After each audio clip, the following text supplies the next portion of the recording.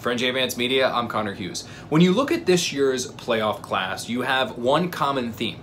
It's that there are a lot of uncommon teams participating in the postseason. And I'm serious. I mean, you obviously have the teams that are always there, like the New England Patriots, but outside of them, you've got teams like the Buffalo Bills that made it. You know, when was the last time you saw them in the playoffs? The Jacksonville Jaguars had a huge turnaround this year and qualified for the postseason. The LA Rams from the NFC are another example. Even the Philadelphia Eagles, who haven't made it in a couple years, they're back in it in the NFC. You know, it's kind of the perfect example that in the NFL, you can have a lightning quick turnaround where you go from one of the worst teams to a team competing for a Lombardi trophy, which kind of begs the question, are the Jets a possible playoff contender next year? Is there a chance that the Jets can snap their 7-year playoff drought and make it in 2018?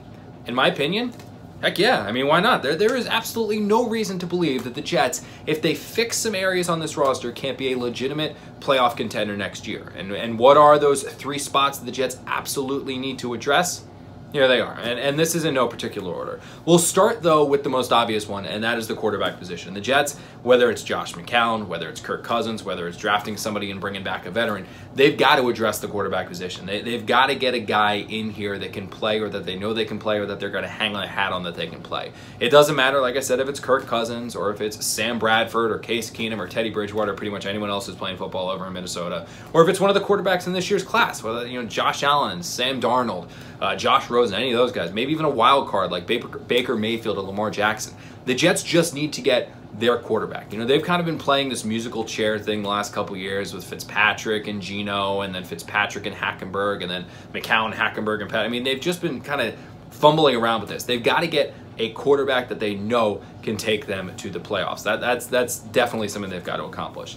Another thing, they've probably got to address the cornerback situation and the pass rusher situation. I mean, it's really been since John Abraham was in New York that the Jets had a legitimate pass rushing threat from the outside. I mean, they've thrown their hat in the ring the last couple years to try to fix that. You know, they were in on Olivier Vernon before the Giants just really signed him away from everyone with that massive deal 2 years ago. They made a run at Packers outside linebacker Nick Perry before he elected to return to Green Bay. So the Jets realize that they need a pass rusher, and they've tried to get one the last couple years. This year, though, they've got to go out and do it. I'm not talking about a 34 defensive end, another big-bodied guy like Leonard Williams or Sheldon or Moe. I'm talking about like a pass-rushing outside linebacker. Maybe that's DeMarcus Lawrence from the Cowboys. Maybe that's Ziggy Ansah from Detroit. It doesn't matter. Just go get yourself a pass rusher. The cornerback situation, I think the Jets should definitely bring back Morris Claiborne. But aside from that, go out and get another big-bodied, physical cornerback. You know, when Todd Bowles' defense is at its best, it's when he's got 2 press man corners on the outside, because then he can man up on those wide receivers, disrupt them at the line, and bring the house to get at the quarterback. That's when he had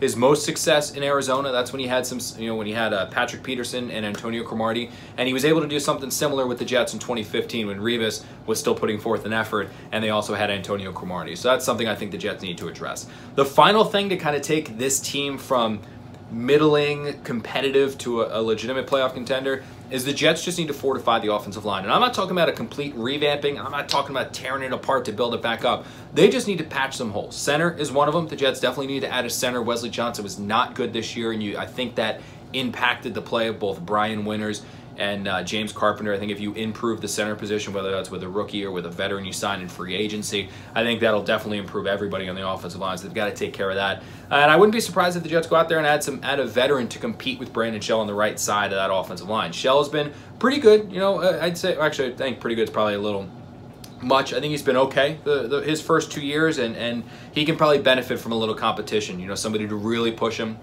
And at the minimum, a veteran right tackle that's done it before that he can bounce some ideas off of. So, you know, looking at this, those 3 things, just recapping real quick: quarterback, pass rusher, cornerback, and fortify the offensive line.